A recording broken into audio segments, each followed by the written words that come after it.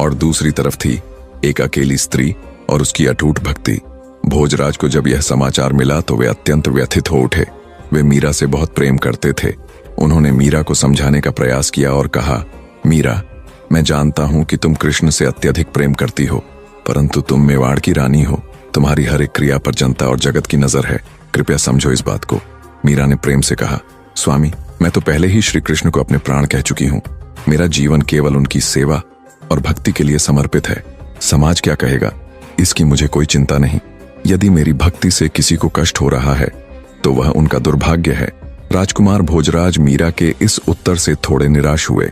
उन्हें समझ नहीं आ रहा था कि वह अपनी पत्नी को कैसे समझाएं। लेकिन धीरे धीरे जब उन्होंने मीरा की भक्ति की गहराई को देखा, उसकी आंखों में कृष्ण के लिए उस निस्वार्थ प्रेम को देखा, तो उनका दिल पिघल गया। वे समझ गए कि मीरा कोई साधारण स्त्री नहीं है। भले ही वे मीरा की भक्ति की गहराई को पूरी तरह न समझ पाए हों, लेकिन उन्होंने मीरा का सम्मान करना शुरू कर दिया। उन्होंने मीरा को उसकी भक्ति के रास्ते पर चलने से कभी नहीं रोका, बल्कि उन्होंने तो महल में ही मीरा के लिए एक कृष्ण मंदिर बनवा दिया, ताकि वह बिना किसी रोक टोक के अपने आराध्य की पूजा कर सके। राजकुमार भोजराज मीरा के लिए एक ढाल की तरह बन गए, जो उन्हें परिवार और समाज के तानों से बचाते थे। मीरा अपने पति के संरक्षण में भक्ति में लीन रहती। वह अपना पूरा समय भजन कीर्तन और पूजा पाठ में गुजारते हुए अपनी ही दुनिया में मग्न रहने लगी।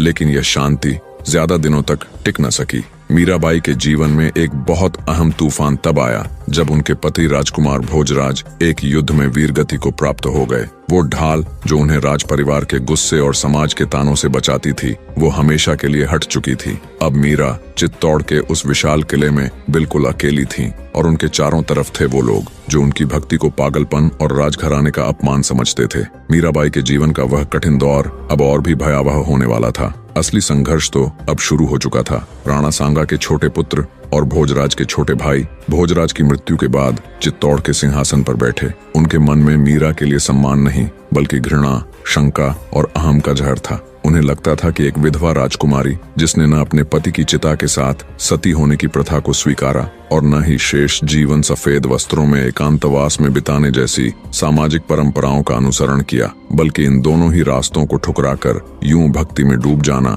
राजघराने की प्रतिष्ठा के खिलाफ घोर विद्रोह है। इसी आग में उदाबाई के साथ मिलकर महल की ऊंची दीवारों के पीछे चालें चली जाने लगीं, फुसफुसाहटें जहरीली होने लगीं और खतरनाक षड्यंत्र धीरे धीरे आकार लेने लगे। बने रहे